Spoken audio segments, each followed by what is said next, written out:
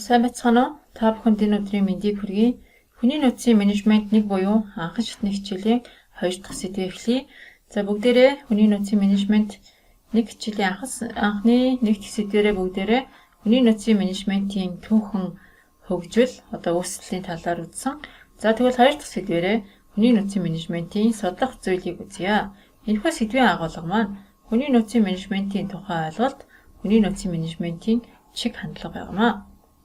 За тэгвэл хүний нөөцийн менежмент гэдэг бол хүн хүчний удирдлагын бодлого боловсруулахаас гадна тодорхой байгууллагад түүнийг хэрэгжүүлэх механизмыг бүрдүүлэхэд зохион байгуулалт, практикийн ажил хүртэлх, өргөн хүрээний асуудлуудыг багтаасан ийм байгууллагын удирдах бүрэлдэхүүн тэр тусмаа энэ чиглэлийг хариуцсан салбар нэгжийн удирдлага, мэргэжилтнүүдийн зорилго, чиглэл бүхий ийм томоохон хэмжээний үйл ажиллагаа байдаг.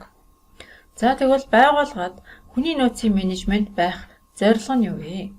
Энэ нь хүмүүсээр дамжуулаад амжилтанд хүрэхэд байгууллагад туслахад оршдог байгаа.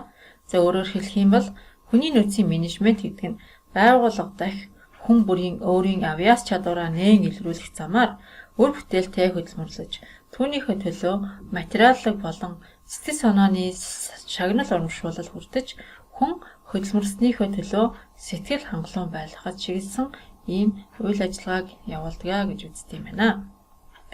Хүний нөөцийн менежмент нь ажилтныг ажилд авахаас эхлээд халах хүртэлх маш олон талтай өргөн хүрээ бүхий нэлээд хэдэн үргүүдийг гүйцэтгэдэг байгаа. За үүнд хамгийн түрүүнд хүмүүсийг цуглуулна. За тэгээд тэдгээр цугларсан хүмүүсээ сонгож авна. Ингээд эртсэн ажилд аваад за сонгох ба аттестачлах үед ажилтны ажил хэргийг нь үнэлнэ. За энэ нь юу гэсэн үг гэхээр тухайн байгууллага орон тоогоо цомгох болсон ч байх юм уу гэх мэт үед аттестачлал хийх үед дахин сонголт хийдэг байгаа. За энэ үед мэдээж ажилтнуудаа үнэлээд тэгээ хамгийн боломжтой гэсэн ажилтнуудаа авч үлдэнэ. За шинэ ажилтнуудыг чиглүүлэх ба дасан зохицуулахын сургалтыг явуулдаг байгаа. За мэргэжлийн баримжаа олгоно. Ажиллагчийн хөдөлмөрийн үйл ажиллагааг хэрхэн идэвхжүүлж байх уу, урамшуулах уу, за өдөө өгөх хөдөлмөрийг оновчтой зохион байгуулах гэх мэт мотивацийн үйл ажиллагаануудыг явуулна. За мөн ажил хэрэгч харилцааны ёс зүйг хангах, маргаан ба стрессийг удирдах, за ажилтны аюулгүй ажиллагааг хангах буюу хөдөлмөрийн аюулгүй байдлын хангалтын асуудлуудыг ярилцж байна. За ажилтнуудын мэргэжлийг дээшлүүлэх ба дахин бэлтгэх, мэргэжүүлэн сургах, за мөн карьер хөгжил ба ажил сэргэлтийн удирдлага, за энэ нь албан тушаал дэвшүүлэх байгаа. За мөн байгууллага дахь ажилтны зан төлөвийг нь удирдах, нийгмийн хөгжлийг удирдах, ажлаас чөлөөлөх гэх мэт ийм өргөн хэмжээний үйл ажиллагааг явуулдаг байгаа. Зах зээлийн харилцааны бэхжилт нь шатлан захирах болон захиргааны нөлөөллийн хатуу тогтолцооны зарчмуудаас татгалзаж шин зохион байгуулалтын соёлыг бий болгох, үнэт зүйлсийн тусгай чиглэлийг шинээр бүрдүүлэхэд хүргэж байна. За тэгэхээр хүний нөөцийн менежмент бол байгууллагын түвшинд ажил эрхлэлт, хөдөлмөрийн харилцааны зохицуултын асуудлаар сайтар бодож тунгаасан, хоорондоо уялдаа холбоотой шийдвэрүүдийг боловсруулдаг, хэрэгжүүлдэг ийм систем байна. За хүний нөөцийн менежментийн үндсэн зорилго нь ажилтан бүрийн авьяас чадвар, нөөц боломжуудыг нээн илрүүлж, хөгжүүлэх, хүмүүсийг санаачлагтай ажиллахад уриалан дуудах, за өмнөө тавьсан зорилгоо биелүүлэх, хүсэл эрмэлзэлтэй байх орчин нөхцөлийг бүрдүүлэх нь энэхүү хүний нөөцийн менежментийн үндсэн зорилго болдог бол хүний нөөцийн удирдлагын системийн зорилго нь юу гэхээр үр дүнтэй мотивацийг бий болгох, байгууллагыг өндөр зэрэглэлийн ажиллах хүчнээр хангах, тэднийг үр бүтээлтэй ашиглахын зэрэгцээ, мэргэжлийн болон нийгмийн хөгжлийг хангахад оршдог байх нэ. Иймээс менежерийн үүрэг бол хөдөлмөрийн хамт олныг удирдах, үзэл баримтлалыг боловсруулах ийм явдал гэдэг юм аа. За тэгвэл менежментийн алтан дүрм гэж байна. Зах зээлийн өрсөлдөөний нөхцөлд байгууллагын оршин тогтнол болон урт хугацааны амжилтыг хангаж буй үр ашигтай менежмент нь хүнд тулгуурлахыг шаарддаг. За энэ нь гадаад орчны зүгээс захиалагч, хэрэглэгч, харилцагч түншүүд, худалдан авагчид харин дотоод орчны хувьд тэнд ажиллаж байгаа ажилтнуудыг хэлдэг юм аа. За тэгвэл удирдлага ямар үүрэгтэй вэ? Энэ нь байгууллагын зорилгод хүрэх замаар ажилтнуудад өөрсдийн гол хэрэгцээг хангах боломжийг бий болгох ийм явдал байна. Ингэж чадсан тохиолдолд хүмүүс байгууллагын болон өөрийнхөө төлөө ажиллах болж улмаар үр ашиг дэвшилдэг байна. Энэ тохиолдолд удирдлагад хүний нөөцийн менежментийн мэдлэг, ур чадвар, туршлага ихээхэн хэрэгтэй болдог байна. Үйлдвэрлэлийн үйл ажиллагааны идэвхтэй субъектийн үүргийг гүйцэтгэхэд ажилтны чадварын цогц шинж чанар юм аа.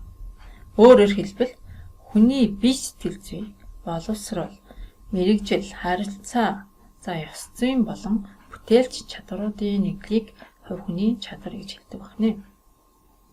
За тэгвэл хүний нөөцийн удирдлагын үндэс нь хүний хувийн чадварыг үр ашигтай ажиллах зарчим тулгуурлах бөгөөд энэ нь 3 үндсэн чиглэлээр хэрэгждэг байна. За нэгдүгээрт нь хүний хувийн чадварыг бүх талаар хөгжүүлэхийн тулд шаардлагатай нөхцөлүүдийг бий болгох хэрэгтэй. За мөн байгууллагын өмнө тавьсан зорилгод хүрэхийн тулд ажилтнуудын чадварыг бүрэн дайчлах нөхцлүүдээр хангах, үйлдвэрлэл, үйлчлэгийг хөгжүүлэх, урт хугацааны зорилгод нийцүүлэн ажилтнуудын чадварыг тасралтгүй системтэйгээр хөгжүүлэх гэсэн энэхүү 3 чиглэлээр хэрэгждэг байна.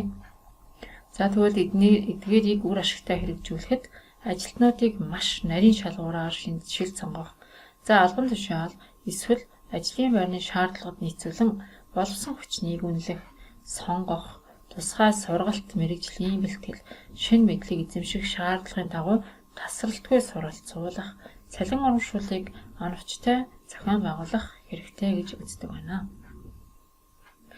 За орчин үед субъектив хүчин зүйлийн ач холбогдол нэмэгдэж байгаа нь үйлдвэрлэлийн үр ашигын өсөлтөнд хүний нөөцийн гүйцэтгэх үүргийг өндрөөр тавьдаг болсныг харуулж байгаамаа.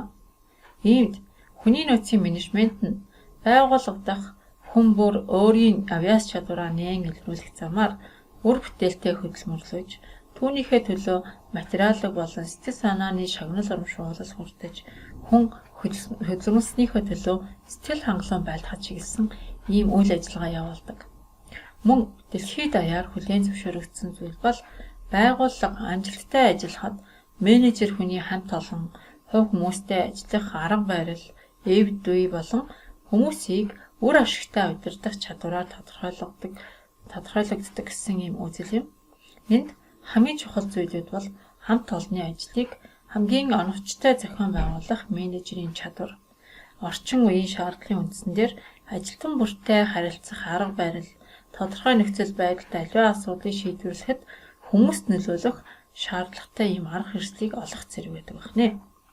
Тэгэхээр менежер хүн ямар их чухал үүрэг хариуцлагатай байгаа нь эндээс харагдаж байна. За тэгвэл хүний нөөцийн менежмент ямар чиг үүрэгтэй юм бэ?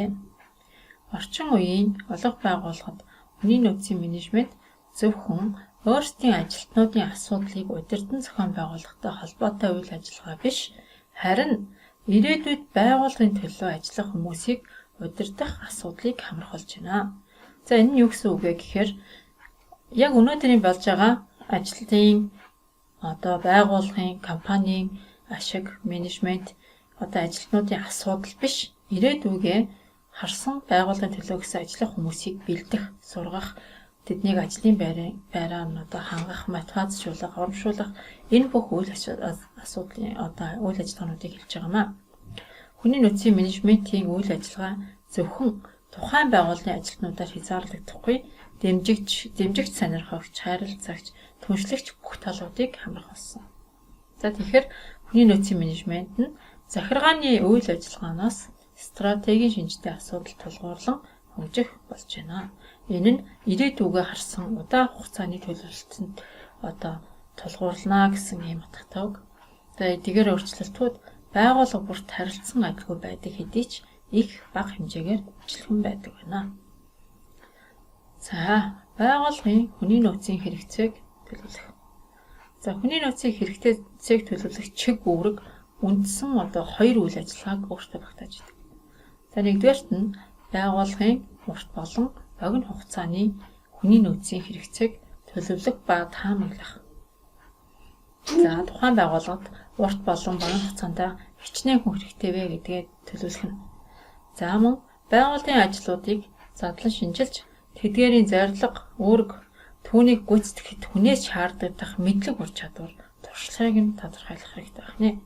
Тэгэхээр тухайн ажилд авах гэж байгаа хүмүүсээ төлөвлөхдөө ямар ажлыг гүйцэтгүүлэх гэж байгаа гэдэг энэ ажлуудыг задлан шинжлэх хэрэгтэй юм байна. Тэгээд энэ ажил дээр ийм мэдлэг боловсралтай, ийм чадвартай хүмүүс хэрэгтэй гэдэг одоо энэ хөө тодорхойлтыг гаргахын тулд ажлуудаа задлан шинжилнэ гэсэн үг. За энэхүү хоёр үйл ажиллагаа нь хүний нөөцийн менежментийн бусад олон үйл ажиллагааг үр ашигтай гүйцэтгэхэд одоо чухал үүрэг гүйцэтгэдэг. Жишээ нь эдгээр үйл ажиллагаа байгууллагын одоогийн болон ирээдүйд шаарддаг ажиллах хүчний тоо, тэдэнд тавигдах шаардлагыг олж мэдхэд тусалдаг байна. Ажилтнуудыг хэрхэн олж авах, ямар сургалт амжаа хэрэгцээтэй байгааг тодорхойлоход мөн тусалдаг байна. За бид байгууллагынхаа хүний нөөцийнхөө хэрэгцээгээ тодорхойлоод төлөвлөгөөгөө гаргацсан. За тэгвэл хэрэгцээтэй ажиллах хүчээр хэрхэн хангах вэ? За байгууллагын хүний нөөцийн хэрэгцээгээ тодорхойлсны дараа түүнийг хангах үйл ажиллагаа хийгдэнэ. За энэхүү үйл ажиллагаа нь нэгдүгээрт ажил горилагчдыг тодорхойлно. Хоёрдугаарт нь ажил горилагчдын дотроос тухайн ажлын байранд тохирох хүнийг шилж сонгох одоо ийм ажиллагаануудыг багтаадаг байна. За суучлалтай ажлын байрыг ажиллах хүчнээр хангах үйл ажиллагаа нь ажил горилагчдыг гадаад болон дотоод их үүсвэрээс бүрдүүлэх боломжийг хангасан байвал зохино гэж байна. За гадаад их үүсвэр гэдэг маань гаднаас анкетын дагуу ирж байгаа ажил горилагчдын анкет бүглээд ирж байгаа эдгээр хүмүүсээс шил сонгоно гэсэн үг. За дотоод их үүсвэр гэдэгт одоо байгууллага дотроо албан тушаал дэвшүүлэх маягаар байж болно. Эсвэл байгууллагын зардлаар суралцж байгаа ямар нэгэн одоо оюутнууд дадлагынхан байж болно. Гэх мэтийн ийм үүсвэрүүдийг дотоод их үүсвэр гэдэг байгаа. За ажил горилагчдын тоо бусад шаардлагатай мэдээллүүд тодорхой болсны дараа сонголтын үйл ажиллагаа эхэлдэг. За энд жишээлбэл галтайгоонд ахлах тоогоочоор 2 хүн авнаа гэсэн байлаа гэж бодъё. Тэгэх юм бол энэ 2 хүн гэдэг тоон дээр хичнээн ажил горилагч өрсөлдөж болно. За мөн бусад шаардлагатай мэдээлэл гэдэг дотор тухайн ахлах тоогооч ямар цагаар, ямар цалингаар, ямар ажлуудыг хийж үздэг вэ гэдэг нь тодорхой болсон байна гэсэн үг. Энэ бүхнийгээ тодорхой болсны дараа сонголтын үйл ажиллагаа эхлүүлдэг байна. За сонголтын явцад бөгөөдсөн өргөдлийн маягт эсвэл намтрын хураангуйтай танилцж анхны байдлаар ажил олгогч горилагчдаас ярилцлага авах. За намтар боловсролын байдал, туршлага болон бусад холбогдох мэдээллийг шалгах, төрөл бүрийн тест бүглүүлэх, төгсгөлийн ярилцлага зэрэг үйл ажиллагаанууд багтдаг. За өргөдлийн маягт гэдэг маань манай компаниас одоо загварыг нь гаргаж баталсан юм маягтыг тухайн ажил горилагч бүгэлж өгнө гэсэн үг. Намтар гэдэг маань CV буюу тухайн ажил горилагч өөрөө дурын анкетыг одоо бөглөөд тухайн компани руу мэйлэр ч юм уу илгэхийг хэлж байгаа. За тэгээд энэ дээр байгаа янз бүрийн боловсрол, туршлага гэх мэт холбогдох мэдээллүүдийг шалгаж тухайн ажил мэргэжилтэй холбоотой тестийг бүгдүүлэх шалгалт авч болно. За энд IQ-гийн тест болно, байж болно. Эсвэл мэргэжлийн янз бүрийн тестүүд байх боломжтой. За төгсгөлийн ярилцлага гэдэг маань одоо анхан шатны ярилцлагад тэнцээд дараагийн шатны болон ажилд авахаас өмнөх үеийн ярилцлагыг хэлж байгаа. За энэхүү бүх үйл ажиллагаанууд нь ажил эрхлэх ижил боломжийг хангах хууль тогтоомж, зохицуулалтад мэдээж нийцсэн байх нь зүйтэй шүү. За тохиромжтой сайн ажилтныг ажилд авснаар байгууллага компанид юу өөрчлөгдөх вэ гэсэн байна. Хөдөлмөрийн бүтээмж нэмэгдэж, бүтээгдэхүүний чанар сайжирч, ажилтнуудын хоорондын болон ажилтнууд удирдлагын хоорондын зөрчил багасж, сайн мэргэжилтэн ажилчдаа алдахгүй байхад хэлбэр болж, өөр бусад мэдэгдэхүйц давуу талуудч үүсэж болох юм магадлалтай байна. Тэгэхээр тохирох хүнийг таарах ажилд нь олж тавих нь маш чухал бөгөөд хэрвээ хүний нөөцийн менежер ингэж чадаж байвал компани ажил илүү амжилттай, үр дүнтэй болж ирэх нь дамжиггүй байна. За ажлын гүйцэтгэлийг үнэлэх, шагнал, цалингийн талаар авч үзье. Хүмүүсийг ажил сонгож аваад тодорхой хугацаа өнгөрсний дараа тэд ажлыг хэр гүйцэтгэж байгааг үнэлэн тодорхойлж, гүйцэтгэл тохируулан цалин шагналыг олгодог байна. Хэрвээ тэд ажлаа сайн гүйцэтгээгүй бол шалтгааныг олж тодорхойлох шаардлагатай. За шалтгааныг олж тодорхойлохын тулд ажлын шинжилгээ хийдэг байгаа. Тухайн ажилтан ажлаа гүйцэтгэх хэмжээний мэдлэг эсвэл чадвар дутагдж байна уу? Эсвэл тухайн ажилтныг тухайн ажлыг хийх нөхцөл бололцоо хангагдаагүй байна уу гэх мэт олон янзын шалтгаанууд байгаа. Тэрнийг нь альвэ гэдгийг нь олж тодорхойлох юм шаардлага үүсдэг. За ингэж шалтгааныг тодорхойлох нь цалин, шагналын бүтцийг өөрчлөх, эсвэл сургалт зайлшгүй хэрэгцээтэй гэдгийг олж харах боломжийг менежерүүдэд олгодог. Хэрвээ тухайн ажилтан өөрөө мэдлэг мэргэжил ур чадварын хувьд дутагдж байна гэж үзвэл тэрийг дахин сургалтанд хамруулах шаардлагатай болдог. За энэ чиг үүрэг ажлын гүйцэтгэлийг үнэлэх болон цалин шагнал хөнгөлөлтийн үйл ажиллагаатай салшгүй холбоотой байх нь мэдээж.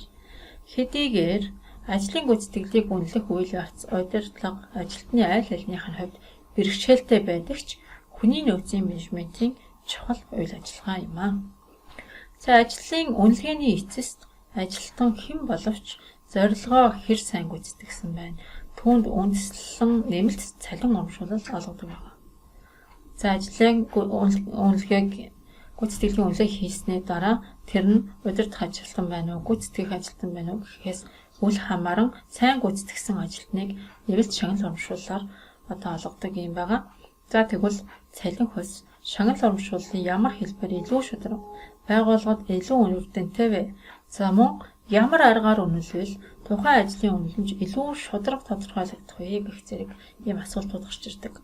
За эдгээр бүх асуултад байгууллагын цалин, шагналтай холбоотой үйл ажиллагаанууд хариулах бөгөөд дараах зүйлсийг өөртөө агуулж байдаг. За үүнд нэгдүгээр ажлын үнэлгээнд үндэслэн суур цалингийн хэмжээг тогтоох шаардлагатай. За мөн ажлын гүйцэтгэлд үндэслэн хөлс төлөлтийн тогтолцоог бүрдүүлэх гэж байгаа. За энэ нь бол цалин хөлс олох хэлбэрийг хэлж байна. За байгууллагад ажиллаж байгаа бүх ажилтнуудад нэмэлт шагнал хөнгөлтийг үзүүлж явах шаардлагатай гэсэн байна. За тэгвэл ажилтнуудыг хөгжүүлэх, ажлын орчин сайжруулах. За сүүлийн жилүүдэд хүний нөөцийн менежментийн үйл ажиллагаа дараах чиглэлээр төлхөө хөгжиж байна гэж үзэж байна. За үүнд нэгдүгээрт нь ажилтнуудын чадвар, гүйцэтгэлийг нэмэгдүүлэхийн тулд сургалт хөгжлийн хөтөлбөрийг тодорхойлох, зохиомжлох, хэрэгжүүлэх. За мөн ажлын орчин сайжруулах, бүтээмж дээшлүүлэх хөтөлбөрийг боловсруулж хэрэгжүүлнэ гэж байна. За ажлын байрны аюулгүй байдлыг сахиж, хүмүүсийн эрүүл мэндийг дээд зэгээр хамгаалах зорилгоор ажлын орчны эрүүл ахуйг сайжруулах шаардлагатай. За энэхүү ажлын сайн орчинд ажиллаж байгаа ажилтнууд сэтгэл маш хангалуун байх бөгөөд тэдгээрийн бүтээмж нь их өндөр гардаг байна. За сургалт ба хөгжлийн хөтөлбөр нь ажилтнуудыг сургалтанд хамруулах, албан тушаал ахихад тусалж дэмжих зэргийг өөртөө агуулсан байдаг. Энэ нь ажлын гүйцэтгэлийг сайжруулахын тулд ажилтнуудын чадвар, боломжийг нэмэгдүүлэхэд чухал ач холбогдолтой байдаг. За үр дүнтэй ажлын харилцаа холбоог бий болгох болон дэмжих. За аливаа байгууллага хэрэгцээд ажилтнуудаа сонгож авсны дараа шаардлагатай ажил албан тушаалд тамилж тэднийг тогтвортой ажиллуулахын тулд тодорхой хөнгөлөлт үзүүлэх болон ажлын ая таатай орчин нөхцлөөр хангах талаар санаа тавих ёстой байдаг. За мөн байгууллага шинэ ажилтнуудтайгаа үр дүнтэй ажлын харилцаа холбоог бий болгож сахих хэрэгтэй болдог. За одоо шинээр орсон ажилтнуудаа ямар ажлыг, ямар хугацаанд, ямар чанартайгаар хийх талаар нь тэр тухайн ажилтнуудтай ярьж тохиролцсон заавал ойлгуулсан байх ёстой. Үүний дараа хэрвээ тэр ажилтан үнэхээр сайн ажилтан байвал түүнийг тогтвортой ажиллуулахын тулд тодорхой хөнгөлөлттэй юм нөхцлүүдийг үзүүлдэг байгаа. За мөн ажлын ая тухтай, за эрүүл орчин бүрдүүлж өгөх талаар санаа тавих хэрэгтэй юм аа. За мөн байгууллага шинэ ажилтнуудтайгаа ур дүнтэй ажлын харилцааг бий болгож сахих хэрэгтэй болдог гэж байгаа. За иймээс энэ чиг үүрэгт дараах 3 үйл ажиллагаа багтааж үздэг байна. За үүнд нэгдүгээрт нь ажлагчдын эрх ашигыг зөрчихгүй байх, харин ч хүлээн зөвшөөрч хүндэх хэрэгтэй. За ажлагчид болон тэднийг төлөөлөх байгууллагатай гэрээ хэлэлцээр хийж гаргасан гомдол санал зарлын талаар тохиролцох. За энэ нь мэдээж хуулийн хүрээнд тэгдэх ёстой. Тэдний төлөөлөх байгууллага болон үйл төсний буюу одоо үйл төсний хуулийн хороо байгаа. За хүний нөөцийн менежментийн үйл ажиллагаанд үе үе шинжилгээ хийж боловсронгүй болгож явах хэрэгтэй. Хүний нөөцийн менежментийн үйл ажиллагаа нь яг одоо бидний мөрдөж байгаа үйл ажиллагаанд нийцэж байна уу? Бидний одоогийн байгаа хүний одоо тоонд нийцэж байна уугүй юу? Дахин шинжилэлт хийх шаардлагатай юу гэдгийг шинжилж үзэж байгаа. Шаардлагатай тохиолдолд тэрнийг шинжилж боловсронгүй болгож явах шаардлагатай байдаг. За үүний зэрэгцээ хүний нөөцийн менежер гэрээ хэлэлцээрийн талаар сайн мэдлэгтэй байх шаардлагатай бөгөөд ажилтнууд үйл төрсний эвлэлтэнд нэгдсэн үед хүний нөөцийн ажилтнууд тэд өөрсдийгөө зохион байгуулж байгууллагатай зохицох нэгдсэн зохион байгуулалттай ажиллагчтай байгууллагын удирдлага хэрхэн зөвшөөрлөлтөд хүрч гэрээ хэлэлцээр хийж болох арга зам хувилбаруудыг судалж туршлага хоримтлах хэрэгтэй байдаг. Учир нь үйл төрсний эвлэлтэнд нэгдсэн одоо ажилтнууд нь байгууллагын одоо удирдлагуудтай гэрээ хэлэлцээр хийдэг байгаа.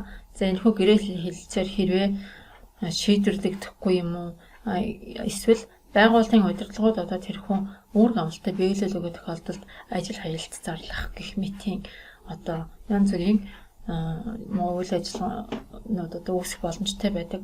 Энэ тохиолдолд ганц хүний нөөцийн менежер хүн одоо хуулийн талаарх мэдлэгтэй байж энэхүү арга замуудыг хэрхэн одоо боломжтойгоор шийдвэрлэх гэдгийг хийх одоо ийм туршлагыг хөрвүүлэх хэрэгтэй гэсэн үзэн санаа авна. За тэгвэл хүний нөөцийн менежментийн үндсэн зорилго нь юу юм бэ? За энэ нь мэдээж чадварлаг мэрсэн ажил гарлагчдыг өөртөө татаж байгууллагад эсвэлнэ. За ажилтнуудыг тогтвортой ажилуулах. За энэ түлхүүр ажилтан гэж нэрлэгддэг байгаа одоо сайн ажилтнууд гэсэн үг. За тэднийг идэвхжүүлэх зэрэг. За тэгвэл хүний нөөцийн менежментийн зорилтууд нь хөдөлмөрийн бүтээмжийг нэмэгдүүлэх, хөдөлмөрийн амьдралын чанарыг сайжруулах, хөдөлмөрийн үйл ажиллагаа нь хуульд нийцэж байгаа талаар баталгаа гаргах гэсэн юм 3 зорилтыг төвшүүлэн тавьдаг байна. За энэхүү бүгдээрээ өнөөдөр хүний нөөцийн менежментийн судлах зүйл чиг үүргийн талаар үзлээ. Анхаарлаа хандуулсан та бүхэнд баярлалаа. Дараагийн хичээлээр дахин уулзлаа. Түр баяртай.